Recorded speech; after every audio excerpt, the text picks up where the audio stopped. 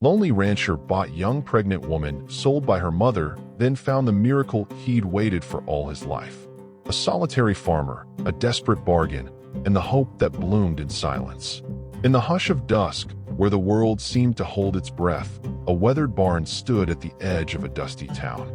Inside, the air was thick with the scent of hay and lantern oil.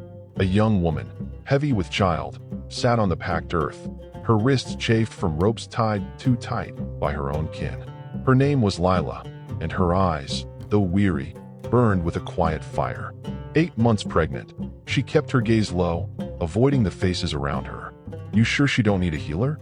Amos's voice rumbled through the dim space, not harsh but worn, like a man who'd long stopped expecting answers. "She needs a roof, not poultices," snapped the older woman, Lila's aunt, her voice sharp as a cracked whip. "You're getting a bargain, Amos. Don't fuss." Amos's eyes drifted past Lila, fixed on some distant sorrow etched into the barn's splintered walls. "I ain't looking for a wife," he said, his words flat. "I'm looking for peace." The deal was struck with little ceremony. A handful of tarnished coins, a sack of flour promised for the harvest, and a bottle of cider. Lila's aunt untied her with the same care she'd give a sack of grain, shoving her toward the barn door. "Mind yourself," she hissed. "He paid more than you're worth." Amos didn't reach for Lila. He only gestured toward his horse, its coat gleaming under the fading light. Lila climbed onto the saddle, her movements slow, her throat tight with unshed tears.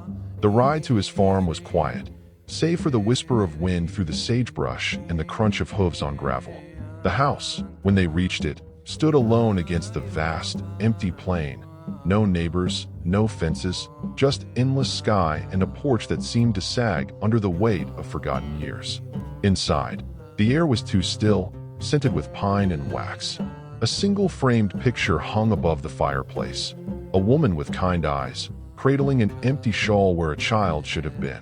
Amos pointed to a small room off the hall. "That's yours," he said. "Bed sturdy, water's by the hearth. I won't bother you." Lila said nothing. Her fingers brushed the hem of her skirt, where a small sewing needle was tucked, sharp and hidden. She nodded and stepped into the room. It smelled of sage and thyme, with a quilt too intricate for such a plain house spread across the bed. A pair of unworn slippers sat by a polished mirror. It wasn't a cage, but it felt like one. That night, as the wind carried the distant howl of wolves, Lila lay awake, one hand on her belly, the other gripping the needle beneath her pillow. The baby stirred, and she held her breath, listening for any sound from Amos. There was only the creak of the house settling. Near midnight, she slipped from the bed, barefoot, needle in hand, and crept toward the main room. The house was dark, silent. Her pulse thrummed as she stepped onto the porch, where a soft rain pattered against the roof. There, under the flicker of a single lantern, Amos knelt, mending a cracked bridle. His hands moved with care, his shirt damp from the drizzle. He murmured to himself, words too soft to catch, something about fixing what was broken. Lila froze, the needle heavy in her hand. He looked up, his eyes meeting hers. "Can't sleep?" he asked, voice gentle. She shook her head. He nodded, then returned to his work, as if she'd never been there. Back in her room, Lila slid the needle under the pillow, not out of trust, but out of something softer, something she couldn't yet name. Morning light filtered through the window, painting the quilt in shades of gold. A plate of fresh biscuits and a jar of honey sat on the table, left without a word. The silence in the house wasn't heavy, not like the kind Lila had known in her aunt's home, where every quiet moment carried a threat. This silence was different. It gave her room to breathe. The days passed quietly. Each morning, Amos left cornbread or a mended shawl outside her door. He spoke little, his nods enough to acknowledge her presence. At night, the only sounds were the ticking of a clock and the pop of logs in the fire. Lila had known houses filled with shouts and hunger, but this one held a stillness that felt almost sacred. One afternoon, as clouds rolled low over the hills, a sharp rap at the door broke the quiet. Lila, slicing apples by the window, froze. Amos opened the door to reveal a woman in a gray shawl, her boots caked with mud.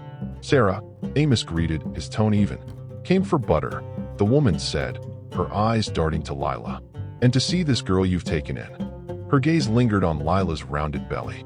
"Well, Ain't she a sight? Barely old enough to know better, and already carrying. What's this, Amos? Need a new scandal to stir the town. Lila's grip tightened on the knife, but Amos didn't flinch. You want butter? He asked, turning to fetch a small crock. He handed it to her without a word. Sarah's lips curled. She won't last, you know. Girls like her never do. Amos stepped back, his hand on the door. Goodbye, Sarah. He closed it gently, the latch clicking into place. Lila waited for him to speak, to deny the woman's words, but he only returned to the porch, picking up a piece of wood to carve. The silence stung, but it wasn't cruel. It was just his way. That night, Lila sat brushing her hair, the framed picture of the woman, Amos's late wife, watching from the wall. He's more scared of their words than mine, she whispered to the portrait. She realized then that Amos hadn't bought her to claim her.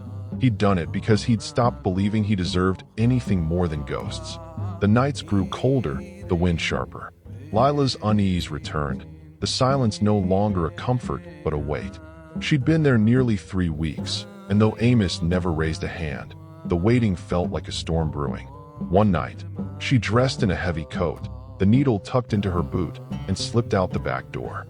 Snow dusted the ground, stinging her face as she moved through the dark, driven by a need to escape, not from Amos, but from the fear that still clung to her. A sharp pain stopped her before she reached the gate. She gasped, clutching a post as another wave hit, low and fierce. Her knees buckled, the snow biting through her skirt. Not now, she whispered, pressing her hand to her belly. Please, not now. Footsteps crunched behind her. Lila, Amos's voice cut through the wind.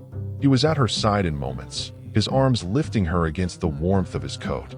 He carried her back to the house, past the glowing hearth, and laid her on the quilted bed.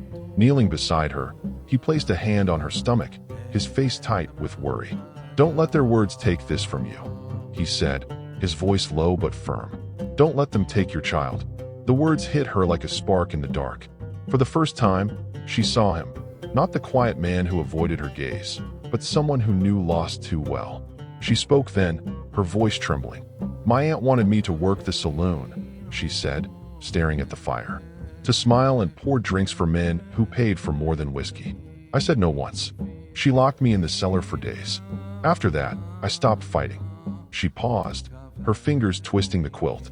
I ran, found work in a laundry house. That's where I met the baby's father. He was gentle, until he wasn't. Amos listened, his eyes on the flames. When she finished, he stood, added a log to the fire, and left her to rest. But sleep brought no peace. Dreams of her aunt's fists and the reek of cheap liquor haunted her. Then, a sound woke her, a soft, broken sob from the front room. She followed it, finding Amos by the window, moonlight glinting off a tiny knitted cap in his hands. He didn't look up. She made this after the 4th, he said, his voice barely audible. Thought the next one would live. She lost 6. I buried them all out back. No names, just stones. Lila stood still, the weight of his grief filling the room. He wasn't cruel. He was broken, hiding from a world that had taken too much. The next morning, after a night of shared truths, Lila followed a faint trail behind the barn, through pines and up a low hill. There, beneath a wide sky, she found them, 6 small stones, weathered and unmarked, lined up like silent prayers. The earth around the last was fresher, the grass thin. A single daisy, fragile but defiant, grew nearby. Lila knelt, her hand on the warm stone, and wept, not for fear, but for the man who'd carried this pain alone. When she turned, Amos stood at the edge of the trees, hat in hand. I thought you were a monster, she said, her voice thick. That's what they told me. I know what they say, he replied softly. I don't argue. It's easier than explaining. His gaze fell to the stones. Each one took a piece of her. By the 6th, there was nothing left of us.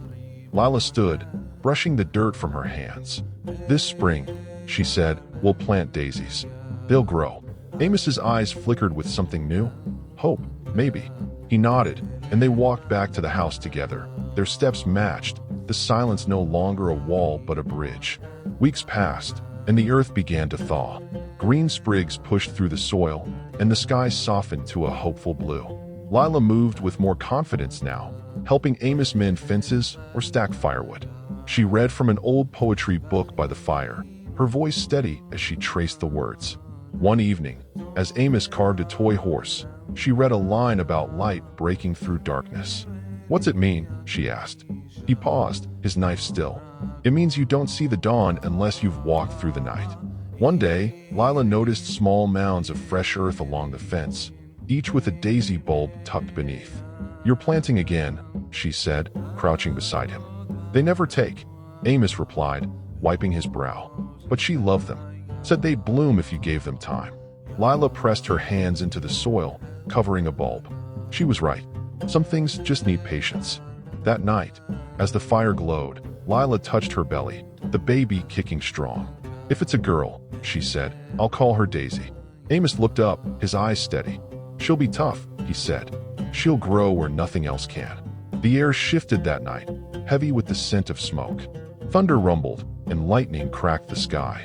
Amos stood on the porch, watching flames flicker on the distant ridge. "Fire's coming," he called, rushing inside. "We need to move. The old root cellar up the trail, it's safe." Lila nodded, but as she reached for her shawl, a sharp pain doubled her over. "Amos," she gasped, clutching the table. "The baby's coming." He didn't hesitate, wrapping damp cloths around them. He lifted her into his arms and carried her through the smoke-filled night. The trail was narrow, the fire close, its heat licking at their heels. Lila clung to him, pain and fear blurring together. "I can't do this," she whispered. "You can," Amos said, his voice steady. "You're stronger than you know." The cellar was cool, its stone walls a shield against the flames. Amos laid her on a blanket, lit a small lamp, and knelt beside her. Hours blurred into a haze of pain and encouragement, his hand steady in hers. Finally, a cry, sharp, fierce, alive, cut through the chaos. Amos wrapped the tiny girl in cloth and handed her to Lila. "A girl," he said softly. "Daisy," Lila whispered, tears mixing with laughter as she held her daughter close. As dawn broke, the fire had passed, leaving only scorched earth and faint smoke. Inside the cellar, the baby's cries echoed, a sound of defiance, of life. Amos knelt beside them, his face worn but alive with something new. "She's loud," he said, a faint smile breaking through. "So are you," Lila replied, her voice breaking with relief. "You stayed." 1 year later, the farm was alive with small miracles. The fence stood tall, draped in climbing vines. A cradle rocked gently by the window, where Daisy now toddled, chasing sunlight. The daisy patches bloomed. Not all, but enough, their white petals bright against the earth. Neighbors came now, bringing bread or stories, their old whispers replaced by quiet apologies. One morning, Lila held Daisy, pointing to the flowers. "She called you Papa yesterday," she said, smiling. Amos chuckled, the sound warm. "Twice." "3 times, Lila teased. "She's quick." "She's ours," Amos said, his hand brushing Daisy's curls. As the sun set, Daisy ran through the grass, a daisy clutched in her tiny fist, laughing as she chased a moth. Lila, pregnant again, stood beside Amos, his hand resting lightly on her shoulder. The land, once scarred, was green again, not perfect, but alive. "Some things break to make room for hope," Lila whispered. "Even in ashes, daisies bloom."